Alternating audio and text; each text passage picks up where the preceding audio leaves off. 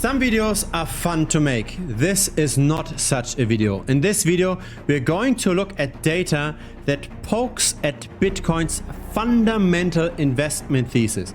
Bitcoin as an asset class that tends to outperform traditional stocks, and Bitcoin as an asset class that tends to be lowly correlated to the rest of the investment universe. Because here's the thing. To a degree, Bitcoin competes with other risk-on assets, such as tech stocks. And so what I wanted to know is, how much did Bitcoin actually in the last years outperform tech stocks? And how much is it now correlated to tech stocks? The answer isn't as pretty as I was hoping for. What we see over here is a long-term Bitcoin relative valuation chart. So this is the Bitcoin price divided by the Nasdaq. This white line here at the bottom is simply just a curved line that coincidentally connects the bottoms quite well. And there's a first interesting thing to note. Let's have a look at the current price level. That price level is exactly the same compared to almost 7 years ago. In the last 7 years, Bitcoin has not outperformed tech stocks. It has not outperformed the Nasdaq 100. That's quite a time horizon, right? When we don't see outperformance and at the same time we see higher volatility, as in the risk is much higher, right? We can easily drop relative to the Nasdaq by 84% even. When we've got all of that risk, but no outperformance over so many years, that's not good. But there's something else. We can also connect the tops. Again, this is not mathematically proven in any way. We simply just draw a line that coincidentally connected those tops pretty well. Now, what are we seeing over here? We see that Bitcoin and the Nasdaq 100 tend to trade more and more in sync with one another. As in, the ups and downs of Bitcoin relative to the Nasdaq 100 get smaller and smaller over time. Of course, at some point this has to break out, but for now, there's been zero outperformance in the last 6 to 7 years, and the price swings relative to the Nasdaq 100 are decreasing. Now, why does correlation even matter? It matters because we want to have a portfolio of things that don't move too much in sync with one another, right? Because then the overall portfolio ups and downs are reduced. We get the same kind of returns with less volatility. That's what we want, right? Less risk versus high return. If we have assets that are very highly correlated to one another, we can't really diversify away, right? When, say, Bitcoin crashes and the Nasdaq crashes at the same time, we can't really buy the bottom. However, if we've got little correlation and one thing crashes while the other one stays stable, that's good, because then we can sell the asset that's stable and buy the bottom in the thing that crashed. Now let's look at this mathematically. At the top, we've got the Bitcoin price. At the bottom, we've got the Nasdaq 100. And in the past, we have seen periods where the Nasdaq 100 went up while the Bitcoin price went down. We've also seen periods where Bitcoin went up while the Nasdaq went up as well. So there was pretty much very little correlation between the two.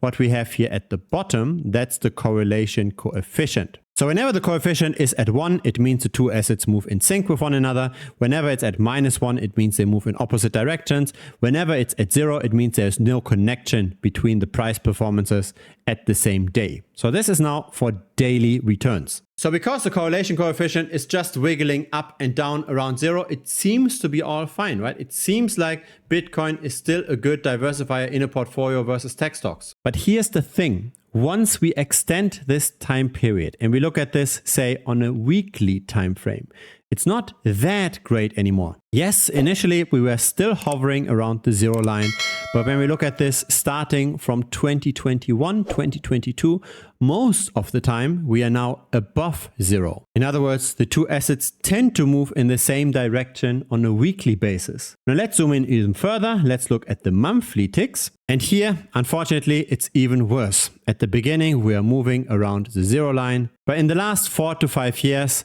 we tended to be between 0.6 and 0.9 in correlation coefficient. So on a daily time frame, there isn't much correlation, as in Bitcoin can go up and the Nasdaq can go down.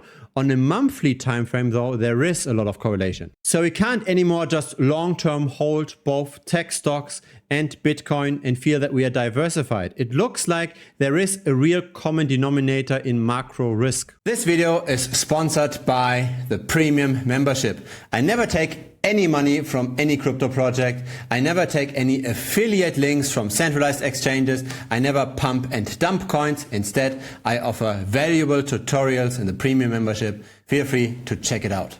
Now here's an interesting thought. If on a monthly basis the two assets tend to move in sync, but on a daily basis they don't, maybe we can use the Nasdaq 100 as a leading indicator, right? Because it's probably the Nasdaq 100 that moves the direction. It's a way bigger asset class compared to Bitcoin. So the Nasdaq might shoot up, and if Bitcoin simply just goes sideways for a while, it might then afterwards catch up. Now this doesn't happen on a daily time frame. It also doesn't happen too well on a weekly time frame, but it might work on a monthly time frame. So let's go back to weekly. On a given week, the Nasdaq might go down while Bitcoin didn't go down yet. And so it looks like there's negative correlation. But what this would mean in turn, if we assume that the Nasdaq is the dog while Bitcoin is the tail, it would mean that the Bitcoin price might still be comparatively high. So we're looking for places in the weekly time frame where the correlation is negative, because we believe on the monthly time frame it will be positive. And so when we see that the Nasdaq went up while Bitcoin didn't go up, this is what happened here during this slump in correlation. Maybe at that point in time, Bitcoin is undervalued. And this is indeed what happened in the subsequent weeks, right? An outperformance of 50% of Bitcoin versus the Nasdaq. Let's have a look here at July of 2021. The Nasdaq went up, but Bitcoin went down. The correlation coefficient was rather low. Thus, Bitcoin was probably undervalued. Thus, Bitcoin outperformed the Nasdaq until the long-term correlation coefficient was restored again. Will this always work? I don't know. But it appears as if on a macro scale, there are common denominators that move both asset prices at the same time. And it also looks like if the move in the traditional markets is strong enough, for example, with the COVID crash, then this will very likely also spill over to Bitcoin, simply because there's a liquidity crunch and thus all the risk on assets gets sold off. I don't like this data either. I don't like that Bitcoin didn't outperform the Nasdaq over the last 6 to 7 years. I don't like that it moves more and more in sync with the Nasdaq, but it's better to know the data, to acknowledge it and act accordingly than to live in the delusion that we are actually diversified with tech stocks versus Bitcoin. Diversification now means to also own gold, for example, or long-term government bonds or property. The diversification effect between Bitcoin and tech stocks seems to be diminishing quite massively. And if we are unlucky, it might even be that the returns are approaching one another, as in tech stocks might return long-term very similar things to Bitcoin, which by the way was historically 14% per annum or 7% above monetary inflation, right? The monetary base expands by roughly 7% per annum. If you got something out of this video, feel free to give this a like. It helps the channel grow. Feel free to also subscribe. I publish videos regularly. And in case you've got Telegram, then you're more than welcome to join us. The link is down below. Looking very much forward to chatting with you. Cheers.